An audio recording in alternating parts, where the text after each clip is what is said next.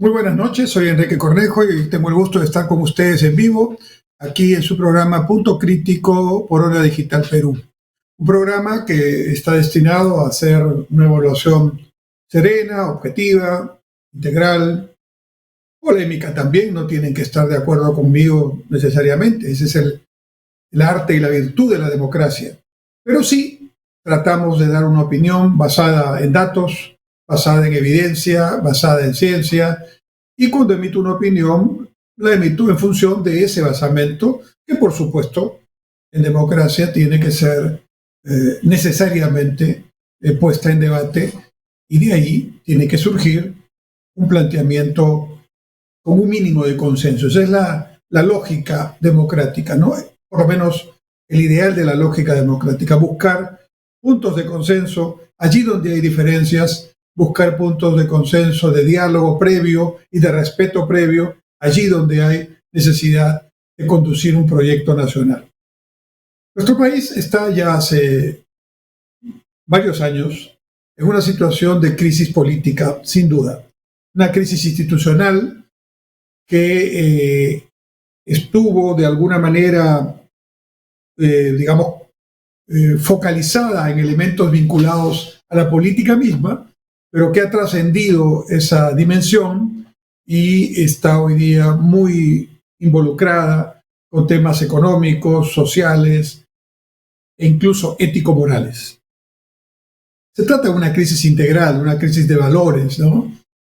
Cuando hablamos de la corrupción, por la forma o la entrada que tengamos al tema, terminamos siempre en lo mismo, ¿no?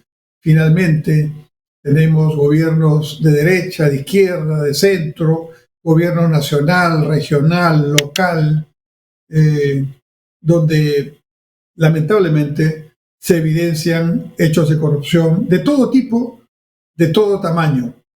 La corrupción es un hecho absolutamente repudiable, aunque sea pequeño. En gran escala, en mediana o en pequeña escala, es algo que va contra un desarrollo adecuado, sostenible del Perú, que va contra los peruanos. Pero la corrupción es apenas uno de las puntas del iceberg.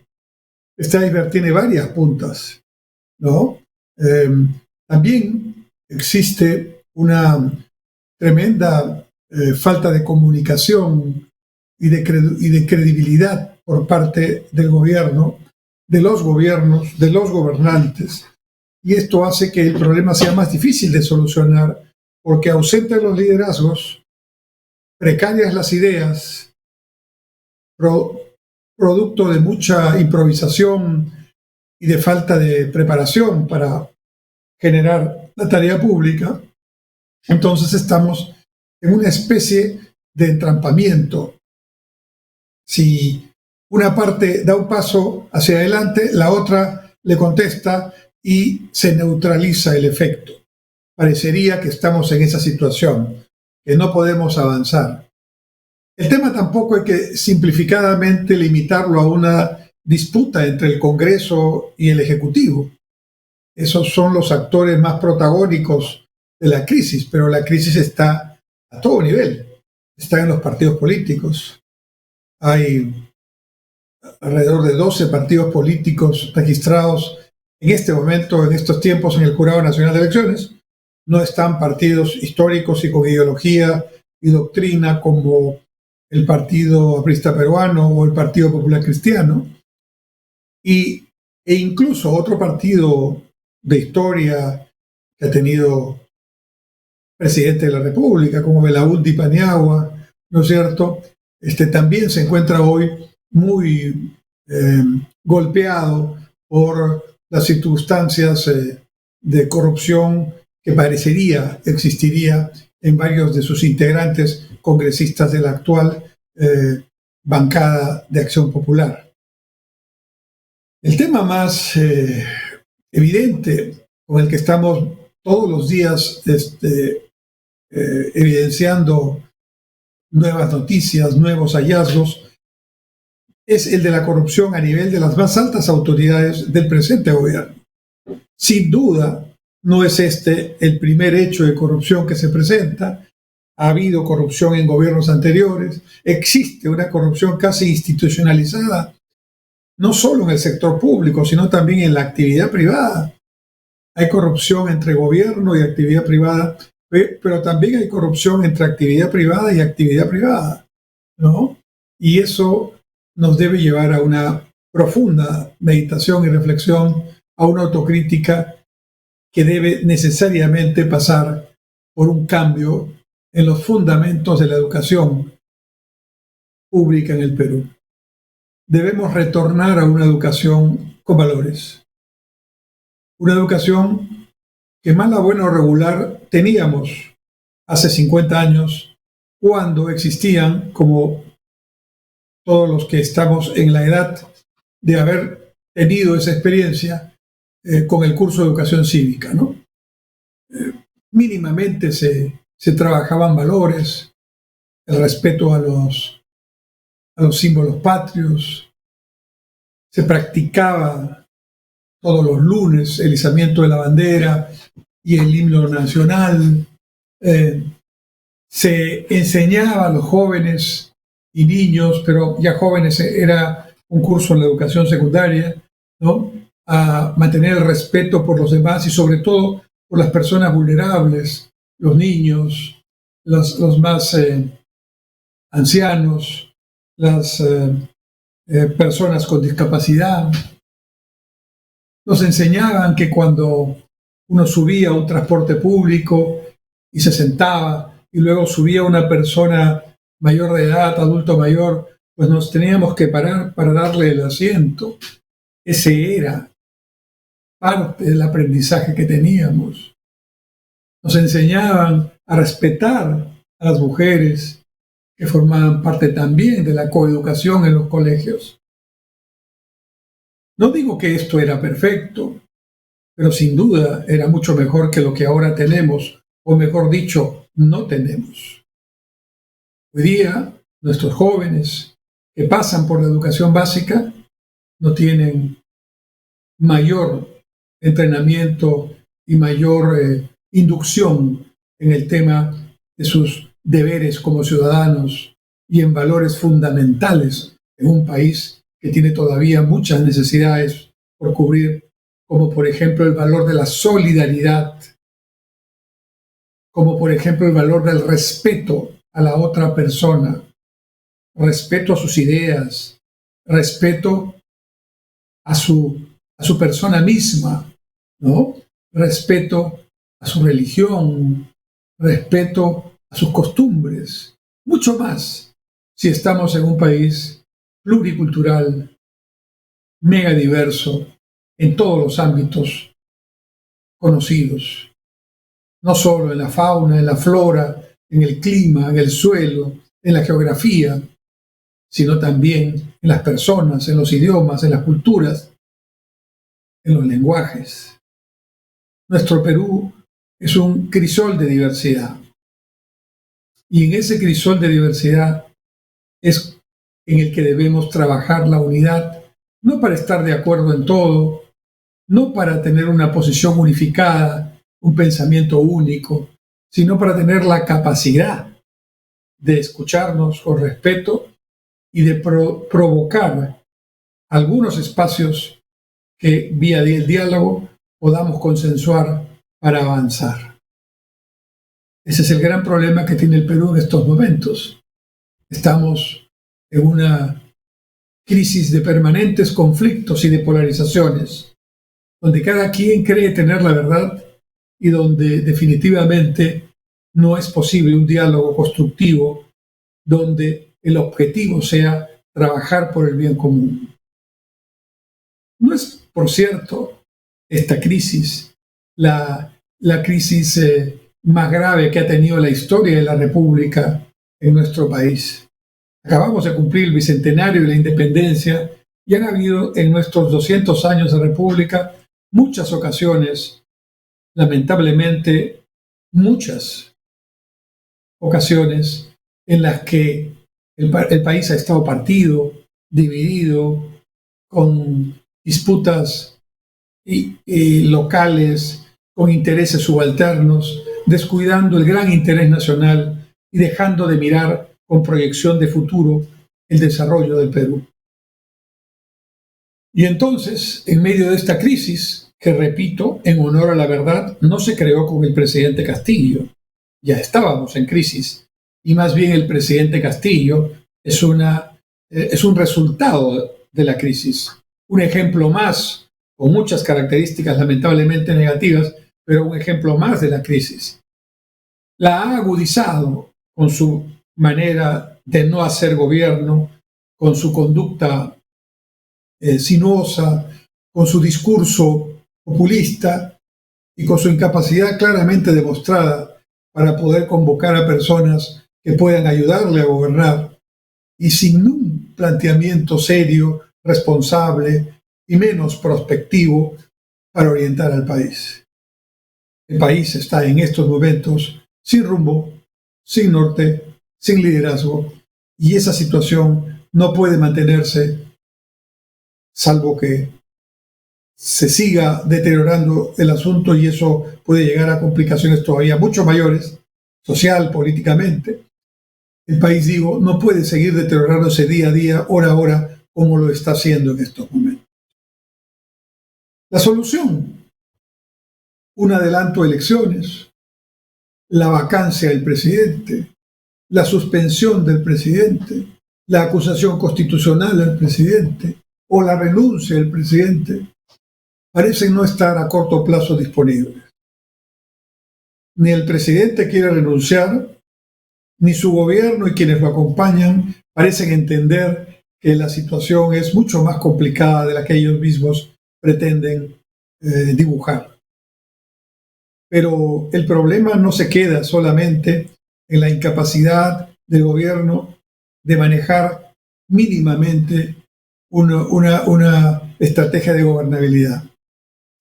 El problema radica en que la otra parte, la oposición como tal, también está desarticulada, huérfana de ideas, sin nuevos procedimientos, sin reflejos que permitan acercarse a la población, para tratar de recuperar confianza y credibilidad de la misma, sin nuevos líderes, con viejas mañas y procedimientos que la mayoría de los peruanos repudia, y para completar el panorama, con nuevos actos de corrupción.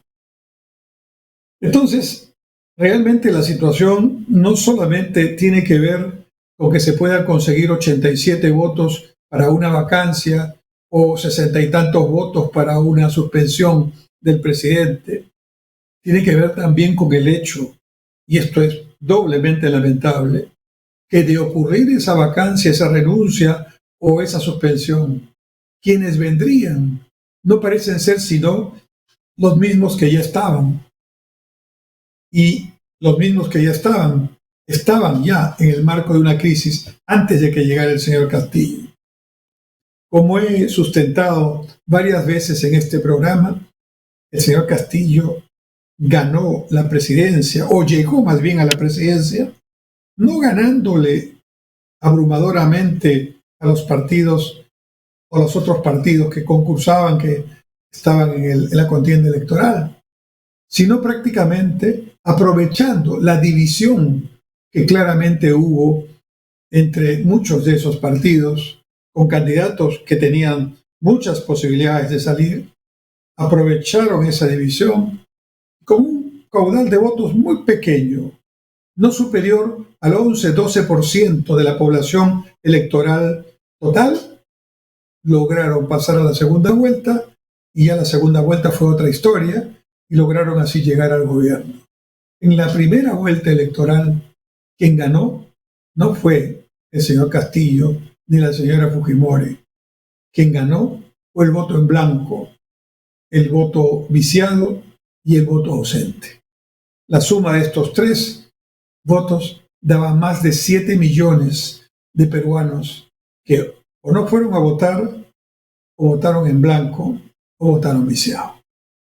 7,5 millones de peruanos fueron los que ganaron la primera vuelta. Después vino el señor Castillo y después vino la señora Fujimori. Entonces, dada esta situación, en realidad el problema no se resuelve solamente dándole una salida política a este gobierno, que claramente es una urgencia, sino tratando de encontrar alguna manera o maneras mínimamente razonables, mínimamente viables social, políticamente, de salida, de transición para lograr que salgamos o intentemos salir seriamente de la crisis. Y esto requiere, estimados amigos, crear las condiciones para un pacto político de amplia base, político y social, un pacto que dejando la ideología, está bien que esté, en la medida en que cada quien sepa cuál es el límite y el alcance de su ideología, que no pretenda imponerla a los demás. Porque la democracia no es imposición, eso es dictadura. La democracia es diálogo, es respeto, es paciencia, es votación. La democracia no es imposición. La imposición se ve en las autocracias, como en Venezuela, como en Nicaragua. Si hay un opositor, a ese opositor se le silencia primero, se le encarcela después, se le expulsa si es posible, o incluso se atenta contra su vida. Esa es la manera como las llamadas, o los llamados gobiernos socialistas del siglo XXI, estoy poniendo los casos concretos de Venezuela y Nicaragua, y sin mencionar a Cuba, que por cierto es la decana de este tema, pues claramente estamos en una situación de dictadura, de autocracia, de totalitarismo. Y yo supongo que si las estadísticas son correctas, el sentido común funciona, pues mayoritariamente los peruanos, mayoritariamente quiere decir más del 80% de los peruanos, no compartimos ideas totalitarias, autocráticas o dictatoriales. Nos costó llegar nuevamente a la democracia después de décadas de idas y venidas. Y nuestra democracia no es perfecta. Es una democracia débil, con instituciones que todavía requieren autonomía, fortalecimiento, ¿no?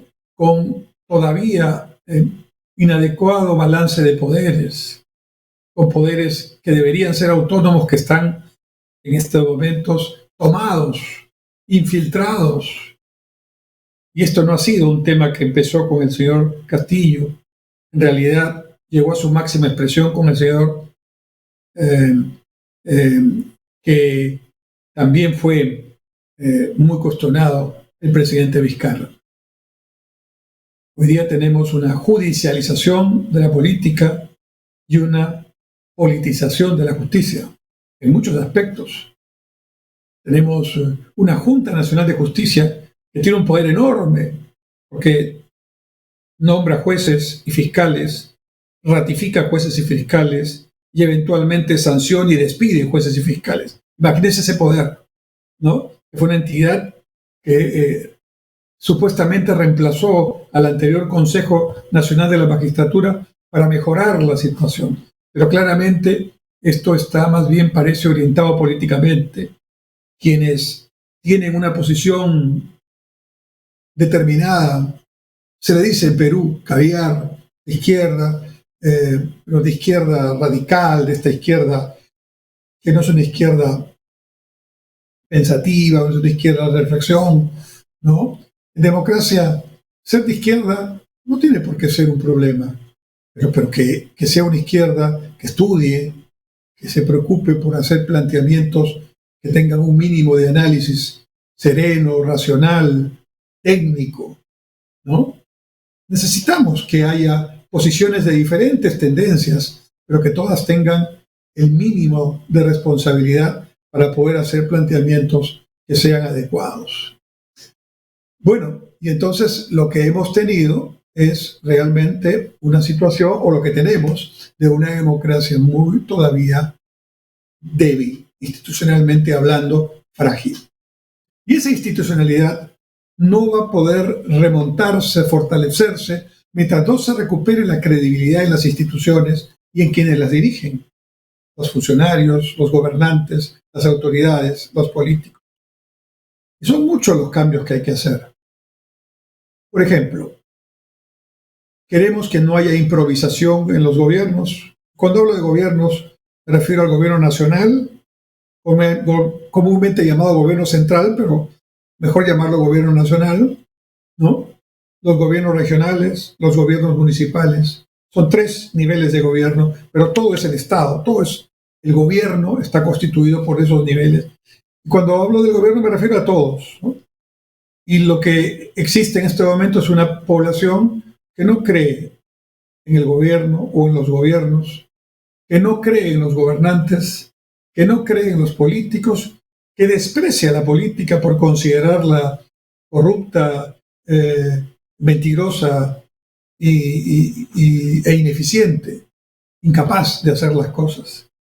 Y los actos de corrupción que lamentablemente siguen dándose, y los discursos encendidos de las campañas que luego no se han traducido en acciones concretas, los proyectos de inversión pública atrasados, mal hechos, abandonados o simplemente no iniciados, todas estas acciones en su conjunto han contribuido a generar este descrédito, esta desconfianza en la actividad pública y en los líderes y gobernantes que están allí, conduciendo esas políticas.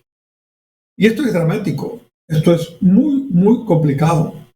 Y es quizás el problema más complicado que tenemos que resolver. Pero aún en estas condiciones, estimados amigos, hay que empezar a generar ventanas de posibles soluciones. En la democracia, el diálogo no es para estar de acuerdo en todo. El diálogo ni siquiera es para llegar a solucionar los problemas. Muchas veces el diálogo lo que busca y debe buscar en una situación muy complicada es crear las condiciones, por lo menos, para escucharse, para generar espacios de diálogo. De repente no llegamos a soluciones, pero generar esos espacios es quizás una de las tareas más importantes a la que debemos abocarnos. Y por supuesto, fortalecer a los partidos, pero no para que hagan lo que están haciendo. Fortalecer a los partidos quiere decir que partidos actuales y otros que puedan crearse, 40% de la población electoral que va a votar el 5 de octubre en las elecciones regionales y municipales tiene menos de 40 años. Y en los próximos 10 o 20 años, más del 50% de los votantes serán menores de 40 años, personas jóvenes, ¿no? Y entonces eso va a producir, desde mi punto de vista, un cambio extraordinario y positivo para el Perú. Las generaciones mayores ya hemos estado, ya hemos cumplido o hemos incumplido nuestras oportunidades, nuestras tareas. Tenemos ahora que acompañar, sí, ayudar, sí, aconsejar cuando nos pidan un consejo, pero son las nuevas generaciones las que tienen que asumir sus desafíos. Volvemos en un momento, en el segundo bloque de nuestro programa Punto Crítico por Onda Digital Perú.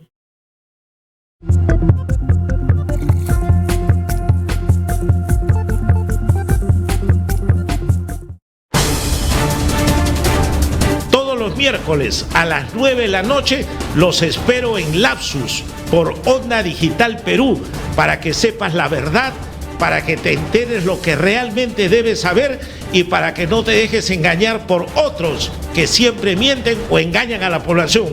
Lapsus, Onda Digital Perú, miércoles 9 de la noche.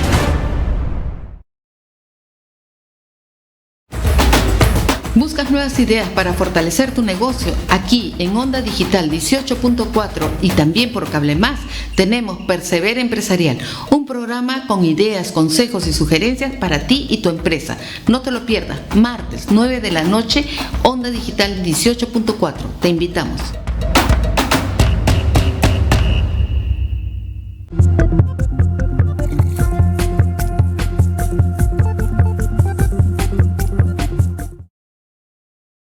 Continuamos en Punto Crítico, estimados amigos. Hoy día, 23 de agosto del 2022, en vivo por Onda Digital Perú. Miren, entonces hablábamos en el primer bloque de esta situación de crisis de todo tipo y que se tiene que encaminar de alguna manera así como en una guerra hay que bajar las hostilidades para generar un espacio de diálogo que lleve primero a una situación de cese de hostilidades y luego a ver las posibilidades de una paz definida. Así también en una crisis de esta magnitud hay que buscar crear las condiciones para algún espacio de diálogo. Lo que pasa es que el gobierno y el presidente Castillo en particular, sabedores de que están en una situación muy complicada, especialmente el presidente, con su entorno más cercano, familiares, ministros y otros personajes, ¿no? Funcionarios de confianza, que están hoy investigados de manera simultánea en 6 o 7 investigaciones fiscales diferentes y todas por concepto de corrupción o de presunta corrupción vinculados directa o indirectamente nada menos que al presidente de la República, según la tesis fiscal. Entonces, poniéndose en una posición defensiva que no busca una solución política, sino mantenerse y aferrarse al poder para tratar de evitar que la justicia logre avanzar en su objetivo de buscar la verdad y de investigar. Y el Congreso, también haciendo cálculos políticos en la mayoría de sus integrantes, no en todos, pero en la mayoría de sus integrantes, de manera que parecería que lo que buscan es tratar de mantenerse en el puesto para seguir teniendo su remuneración por 5 años o por 4 restantes, mientras que el país no aguanta 4 años más en estas circunstancias. Entonces, parecería que estamos en ese tipo de reflexiones. El presidente defendiendo su posición como presidente no para que le permitan gobernar y cambiar el país positivamente, sino para que, manteniéndose como presidente, pueda tener el blindaje correspondiente que de otra forma solo lo llevaría a estar tremendamente comprometido con las denuncias de corrupción que hay en su contra de diverso tipo. Y el Congreso también haciendo estos cálculos políticos y sin moral, ¿no? Porque esta denuncia de que hay congresistas involucrados con el gobierno a cambio de obras y de qué otras prebendas, mantener los votos o, digamos, el apoyo para el gobierno y para el presidente, aún estando estos congresistas en bancadas de oposición como Acción Popular, ¿no? Eso sin duda genera mucho más desconfianza en las instituciones y en este caso en el Parlamento. En este segundo bloque quiero referirme brevemente al tema económico en el que nos encontramos en el Perú. Todavía no logramos recuperar el nivel de crecimiento, la actividad productiva y de empleo que teníamos a fines del 2019, cuando todavía estábamos sin la pandemia, por lo menos aquí en Perú. O sea, estamos todavía en una situación complicada, porque la pandemia afectaba a todo el mundo y al Perú lo ha golpeado mucho, mucho. Estamos ahora con un crecimiento que está muy por debajo del crecimiento expectaticio que deberíamos tener si tenemos en cuenta, solo mirando Perú, todos los proyectos de infraestructura que han sido iniciados y que están en diferentes niveles de ejecución. Solamente viendo esos proyectos y garantizando que puedan ejecutarse con relativa normalidad, estaríamos en posibilidad, escuchen esto, estimados amigos, de estar en un crecimiento mínimo de 5% al año. Es decir, imagínense ustedes que estén en su casa y tengan tareas por hacer. Hay que pintar la pared de uno de los dormitorios, hay que arreglar el jardín, hay que revisar el depósito para limpiar cosas muy antiguas que hay que ordenar o botar. Imagínense todas esas tareas, llamémosle proyectos. Si nos hacemos un tiempo y tenemos entonces la energía y la voluntad para hacer esas tareas en el fin de semana, en las horas que no estamos en el trabajo, entonces podemos lograr el objetivo de que nuestra casa esté en mejor condición, digamos, realizando estas tareas, estos proyectos. Igual le pasa a la Casa Grande, que se llama el Perú. Tenemos muchos proyectos, hago un ejemplo o dos, ¿no? A esta altura, el Aeropuerto Internacional Jorge Chávez ya debería tener inaugurada y en funcionamiento la segunda pista, el nuevo terminal de pasajeros y de de estacionamientos, ¿no? Y la nueva torre de control, con sus infraestructuras auxiliares correspondientes, contra incendios, servicios de seguridad, etcétera, etcétera. Accesos. ¿Cómo estamos en esa obra que es importantísima? Porque el aeropuerto Jorge Chávez es el aeropuerto del Perú y tiene por su ubicación al centro de la América del Pacífico Sur la posibilidad de ser un hub. Hub significa centro de operaciones de carácter regional. Y de hecho, dos compañías aéreas, LATAM, que es la fusión de LAN de Chile con TAM de Brasil, es prácticamente ya una empresa sudamericana, y Avianca, que es la fusión de la Avianca colombiana con la TACA salvadoreña, centroamericana, son dos importantes líneas aéreas de América del Sur que tienen su base de operaciones, o su hub, su centro de operaciones aquí, en el Aeropuerto Internacional Jorge Chávez. De manera que eso es lógicamente por la ubicación del aeropuerto. Y si nosotros ya tendríamos estas obras terminadas, se debieron haber terminado hace por lo menos 5 años. Entonces ya tendríamos tranquilamente una línea aérea importante europea y otra asiática haciendo hub aquí. Es decir, trayendo, como Avianca y LATAM la hacen, pasajeros de diferentes partes de América hacia el aeropuerto Jorge Chávez y desde aquí transbordar a otras líneas para ir hacia Brasil, hacia Argentina o hacia Colombia, Ecuador, Venezuela, etcétera, etcétera. O Miami, o Europa, en fin. Entonces, ahí estamos atrasados. ¿Qué es lo que se ha avanzado? Ya está lista la segunda pista. Entiendo que está casi lista la torre de control, pero no existe todavía el nuevo terminal de pasajeros. Aparentemente, el nuevo terminal de pasajeros estará listo todavía en 2025, dentro de 3 años. Ahí tenemos un atraso. Pero por mi experiencia les puedo decir que si hay un atraso y es importante, entonces se le llama a los concesionarios, en este caso son alemanes, ¿no? Se les dice, muy bien, ¿por qué están en este nivel de avance tan bajo? ¿Qué es lo que pasa para que no puedan terminar lo que debieron terminar hace 5 años? Se abre una mesa de diálogo y en esa mesa se identifican los temas, los problemas y se busca una solución. Transparentemente y con Contraloría al costado para que todo sea con arreglo a ley y sin ningún tipo de acción que no corresponda a la ley. Ese es un ejemplo. Voy a poner otro ejemplo. La línea 2 del metro de Lima y Callao. Como saben ustedes, la línea 1 está en funcionamiento, son 35 kilómetros que van desde Villa El Salvador hasta San Juan de Lurigancho, la estación de Bayón.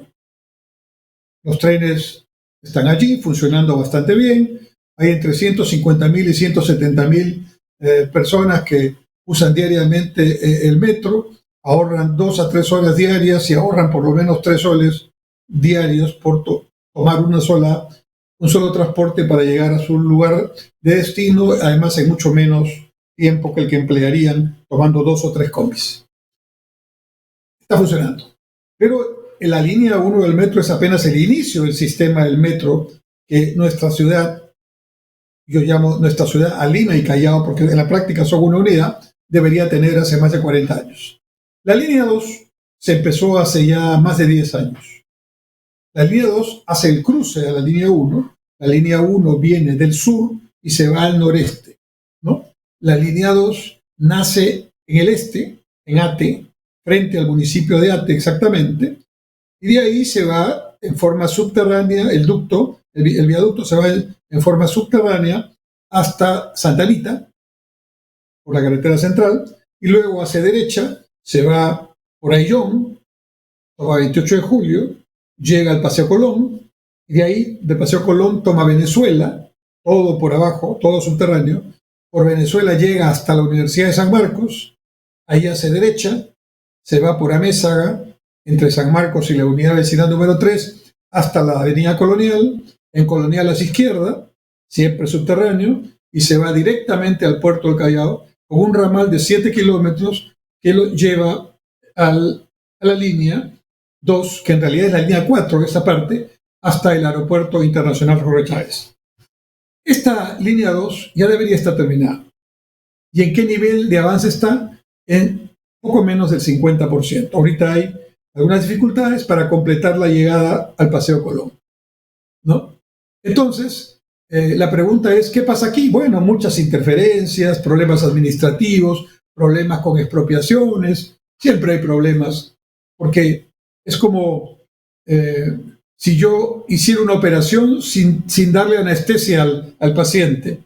O sea, en lugar de paralizar a la ciudad de Lima y Callao para poder hacer la obra, yo hago la obra mientras la ciudad sigue haciendo su vida normal. Lógicamente esto es más complicado. Esto es tremendamente más complicado y obliga a mirar detalles en la gestión, en el seguimiento del proyecto, que si no le pones atención, pues no vas a poder desarrollarlo normalmente, porque no es un proyecto normal, es un proyecto extraordinario que además necesitamos con urgencia. Muy bien, ¿cómo hacemos entonces para lograr que la línea 2 del metro llegue hasta el Callao lo más pronto posible? Entonces, he hecho dos ejemplos, el aeropuerto y la línea del metro, la 2 del metro, para decirles que así como esos proyectos, hay decenas de grandes proyectos, medianos proyectos y pequeños proyectos. Están todos así, al 20%, al 30%, al 50%. Algunos están paralizados por alguna circunstancia que no se ha resuelto, otros están en arbitraje, en fin, hay muchas. Otros tienen problemas incluso legales con Contraloría. Contraloría ha sumado que son miles los proyectos que están en este momento paralizados por diversas razones en el Perú. Entonces, si nosotros pusiéramos en marcha toda esa infraestructura que es pública, más la infraestructura privada, entonces podríamos estar creciendo al 5%. Llegó el nuevo ministro de Economía, el señor Kurt Burneo, que es un economista con experiencia, ha trabajado mucho tiempo como viceministro de Hacienda, ha sido presidente del Banco de la Nación, no es un personaje que desconozca la tarea.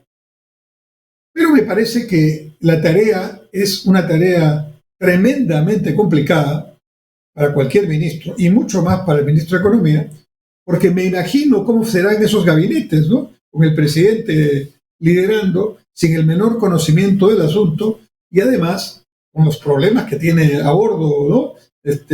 Que lo hacen pensar solamente en cómo dura un día más, una semana más en el gobierno, y no en los grandes temas.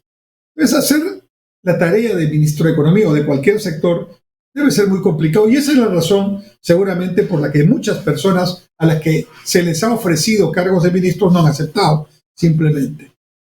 Pero bueno, el señor Burneo ha aceptado ser ministro siempre es un honor, y el señor Burneo es un personaje que no se le puede decir que no conoce el tema económico, y especialmente la tarea de economía, donde ha trabajado muchísimo tiempo.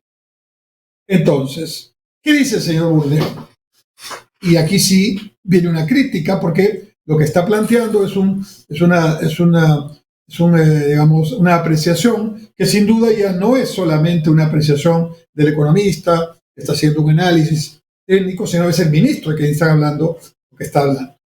El ministro Burneo ha dicho en dos oportunidades que si el crecimiento económico no está en ese 5% que todos los economistas consideramos que debería estar, ¿cuánto está el crecimiento en el Perú en este momento? Alrededor del 2% anual, 2%, muy bajo, y probablemente incluso puede ser menor. Vamos a ver cómo llegamos a diciembre. Pero no está pues en el 5%, en el 4.8% con el que se hizo el presupuesto del 2022, menos en el 3.4, 3.3 que nos dijo este mismo gobierno en el que iba a estar el crecimiento.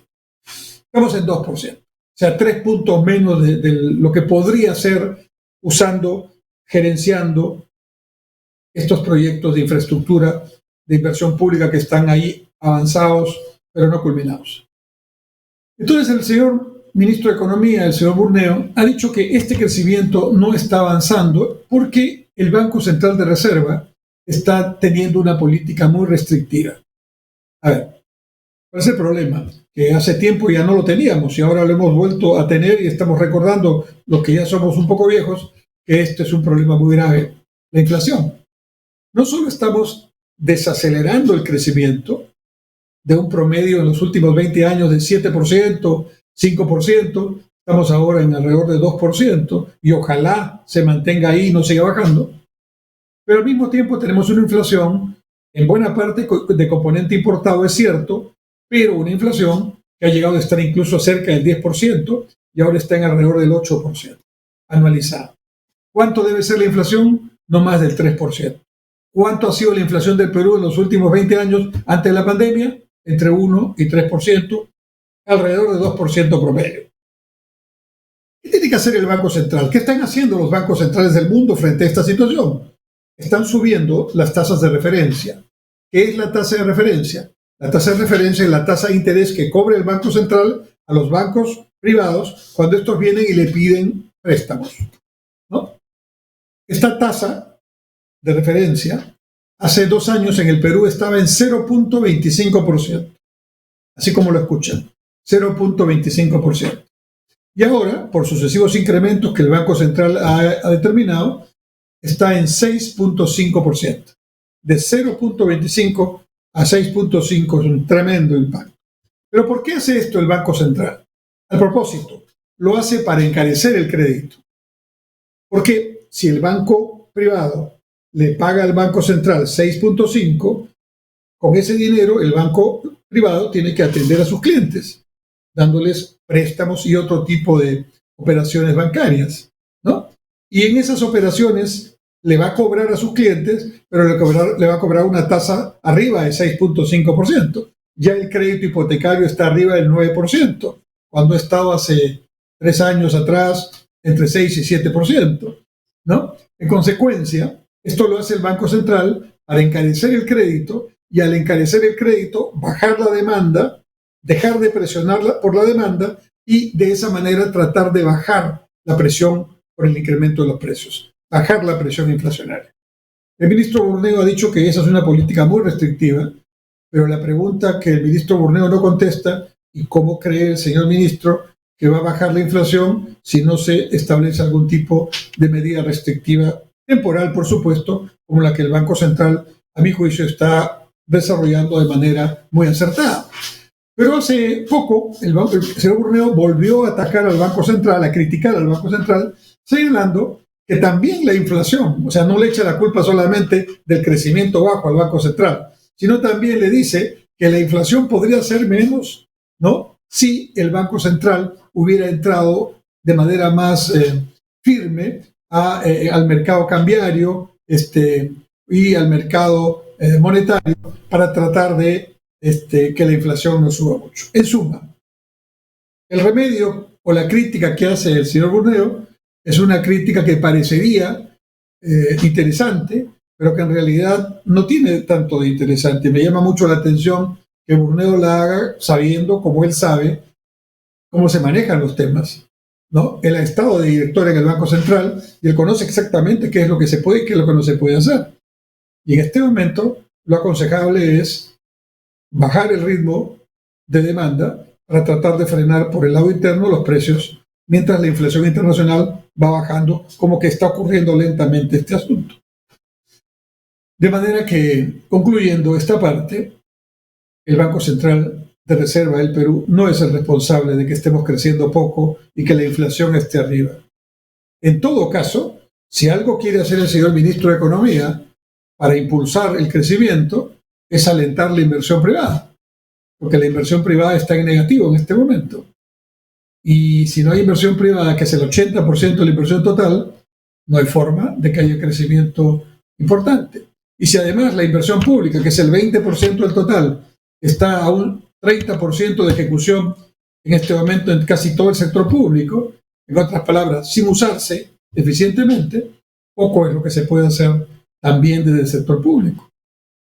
De manera que considero que la crítica del señor Burneo no es acertada, y si algo tendría que hacer es decirle al presidente Castillo que el principal problema es él, porque él es el que ha ahuyentado la inversión privada y ha generado tal desconfianza en los agentes económicos, nacionales, extranjeros, grandes, pequeños, en Lima y en todas las ciudades, que no están invirtiendo en nuevos proyectos. Y ese es el drama que otro gobierno tendrá que superar, restableciendo la confianza. Vamos a un último corte y regresamos para la última parte de Punto Crítico.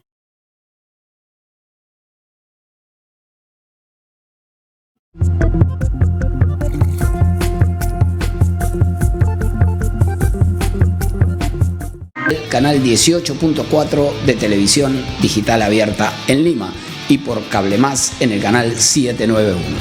Pero también se transmite a través de nuestro Facebook, Omar.Sar, y de las plataformas de Facebook y de YouTube Onda Digital Perú. Ya sabes, el Constitucional, viernes, 18 horas. Te esperamos.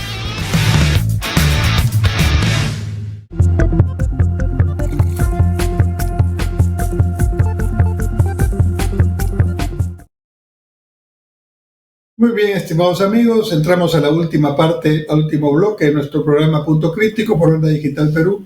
Hemos hablado en el primer bloque de la crisis política y de valores que tiene el Perú y de cómo tenemos que encontrar alguna manera de buscar un camino de solución y un nuevo pacto, que sea un pacto realmente de ancha base y que permita salir de este gobierno, pero no volver al mismo problema, sino superar las situaciones que habían el 2021 cuando este gobierno empezó su gestión. En el segundo bloque hemos hablado de la coyuntura económica en el Perú y de las discrepancias que el señor Burneo ha planteado con respecto al Banco Central, y en este caso me pongo al lado del Banco Central y no estoy de acuerdo con lo afirmado por el ministro de Economía. En este último bloque quiero referirme a qué está pasando en el escenario de las ideas políticas y económicas en este momento en el mundo. Sin duda, vivimos una crisis también de paradigmas. Crisis económica, crisis sanitaria, crisis política, crisis de valores, crisis en los paradigmas. ¿Qué quiere decir esto? Que incluso las ideas están en discusión, las ideologías están en discusión. Lo que se decía hace 40 o 50 años como un planteamiento casi aceptado por un buen número de personas, hoy día está en discusión.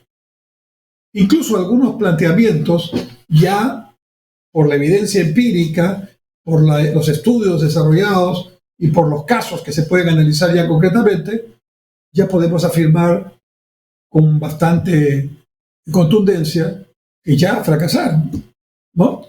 Por ejemplo, el comunismo como tal, o el socialismo, entre comillas, en sus versiones, estas llamadas socialismo del siglo XXI, el socialismo bolivariano, que por ejemplo se quiere implementar en América Latina, con la influencia de Venezuela, primero con Chávez, ahora con Maduro, ¿no? Eso, por ejemplo, no nos lleva a nada positivo.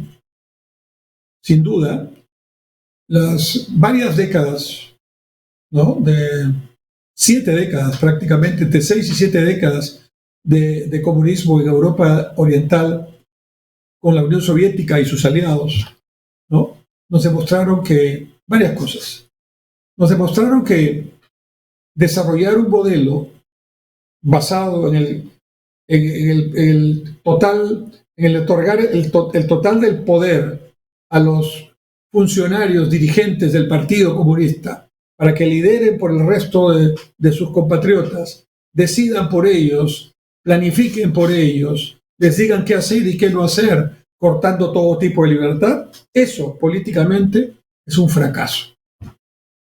No hay un solo país que haya logrado, en base a posiciones autoritarias, dictatoriales, que se llevan de encuentro a la democracia y la libertad, haya logrado éxito. Ninguno. Ningún modelo. Y si me dicen que el modelo chino es un modelo que hay que mirar, pues ese modelo tiene componentes autoritarios, sin duda en lo político, pero tiene componentes pragmáticos en su política exterior y en su economía. China, por ejemplo, a diferencia de Rusia y de la anterior Unión Soviética, no privilegia en su política exterior el tema político. China no solo es amigo o amiga, ¿no?, de los países que tienen posiciones comunistas. Sí, con ellos obviamente tiene relaciones buenas, pero también tiene relaciones buenas con otros países que no que no tienen ese tipo de planteamiento y no se hace problema, porque China privilegia en su política exterior los temas económicos. Y en los temas económicos dista mucho China de ser un país comunista. Por lo menos en buena parte de su economía, yo la titularía como una economía pragmática, recordando al viejo líder ya fallecido, ¿no? Al viejo líder chino, ¿no? Deng Xiaoping, que ante la crítica de sus compañeros chinos, que le decían que estaba haciendo algo que iba contra la revolución, contra el comunismo chino, él decía: lo importante no es el color del gato, lo importante es que sepa cazar ratones. Y esto es para el que no quiere entender. China necesita juntarse con el mundo, comerciar con el mundo, hacer alianzas estratégicas con el mundo. Y va a limitarse solamente a lo que son comunistas, China nunca va a salir del subdesarrollo. Y hoy día, en base a esa política pragmática, que ya no solamente es de Deng Xiaoping, sino de todos los líderes que han continuado y manteniendo sus conceptos poco democráticos y dictatoriales al interior, sin embargo ha logrado tener una economía muy potente que ya lo ubica entre los primeros actores protagónicos del escenario en el siglo XXI, en lo político, en lo económico, en lo social, en lo estratégico. Así que no es China un modelo que pueda percibirse desde el lado comunista como el modelo comunista por per se. En todo caso, es un modelo híbrido que en lo económico tiene una Hong Kong, que es una economía capitalista dentro de un régimen comunista, y tiene provincias especiales, ¿no? Una de ellas Shanghai y otras más, que son ciudades espectaculares donde la tecnología, la inversión privada y el crecimiento no se dificultan porque el proyecto es comunista, políticamente hablando. Y donde los millonarios en China existen, ¿no? Y esos millonarios son millonarios que tienen las empresas, que son empresas de estas personas que trabajan dentro de un régimen que políticamente es comunista. En fin, en todo caso, China es un caso atípico por su tamaño, por su historia, por su cultura, y no es un modelo exportable. Pero lo que es cierto es que las ideas están en discusión. Y el hecho de que el socialismo del siglo XXI o el comunismo ya sean, paradigmas seriamente ya cuestionados y fracasados en lo político desde la desintegración de la Unión Soviética, y parte de lo que está pasando con Rusia y con Putin de intentar avanzar territorialmente es tratar de regresar no a la Unión Soviética, sino al imperio ruso, ¿no? El imperio ruso, que alguna vez fue tremendamente más grande que lo que es ahora la Rusia actual. Pero eso es un imposible. Retroceder allí solo es posible dictatorialmente, abusivamente, como lo está haciendo Putin. Y eso la historia lo juzgará y definitivamente terminará como terminaron otros dictadores como Stalin o como Hitler o como Mussolini, por mencionar algunos. Entonces, la pregunta es, y si el paradigma del socialismo y del comunismo no va, ¿quiere decir que el capitalismo es el sistema ideal? Pues no. Sin duda el capitalismo tiene elementos que han demostrado que son importantes. En el capitalismo se genera riqueza. Y justamente autoras como Mariana Mazzucato, que es una economista ítalo-norteamericana que está de moda, en su libro Misión Economía señala que el problema de los comunistas y de los socialistas es que solo saben distribuir la riqueza que otros han generado, pero no son capaces de generar nueva riqueza. Y esto está clarísimo. Entonces, en el capitalismo, generar riqueza es parte de una virtud, claro, pero la pregunta es generar riqueza que solo beneficia a unos pocos, mientras la desigualdad se mantiene o se acrecienta y la pobreza no se resuelve. Muy bien, quiere decir que el capitalismo no ha solucionado el problema de la pobreza, ni del cambio climático, ni del acceso a la salud pública, ni el de la educación de la calidad, que son tareas del Estado, dentro aún de un sistema capitalista. Y entonces hay que repensar el capitalismo. no para llegar a un comunismo, como decía Marx, sino para potenciar y mejorar el capitalismo, haciendo que el Estado tenga una reingeniería, los estados, los gobiernos tengan una reingeniería. El gobierno no tiene que hacer de empresa privada, pero tiene tareas que no las hace, o porque es ineficiente, o porque es corrupto, o porque es lento, en fin. Y las empresas también tienen que hacer una reingeniería, porque eso de pensar solamente en el rendimiento de corto plazo sin dejar de ver, o dejando de ver más bien el gran largo plazo donde tendrían que trabajar para mejorar su valor patrimonial, pero al mismo tiempo contribuyendo al desarrollo sostenible del mundo, eso también tiene que cambiar. Porque no podemos seguir con grandes corporaciones que privilegien el corto plazo, la redistribución de utilidades para inflar ganancias, cuando hay desafíos importantes que hay que acometer, por ejemplo, en el cambio climático, por ejemplo, en el acceso a las vacunas, por ejemplo, en el tema de la educación o el de la acceso a lo digital. Apenas estos son elementos de la nueva agenda.